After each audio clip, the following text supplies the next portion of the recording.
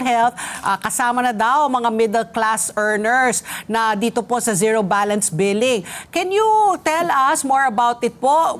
Is this the first time na makakasama po ang middle class o ngayon lang po talagang mas mararamdaman po ng mga middle class earners po na sila po ay kasama na rin sa zero balance billing? Okay.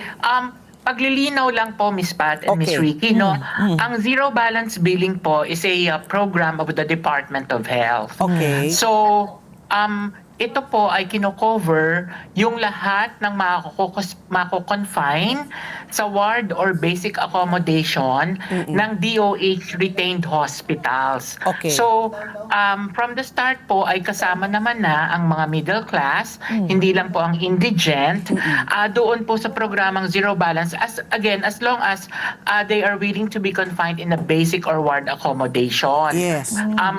Yun pong mga maipip or maip, yun po yung mga ang coverage nila would be the indigent and financially incapable na mga pasyente. Pero for zero balance, it covers all naman. Oh, okay. So yung PhilHealth po, sabi nyo kasi nga itong zero balance billing is under the DOH. Does the PhilHealth have something similar or because it's the DOH program, it carries over also sa PhilHealth?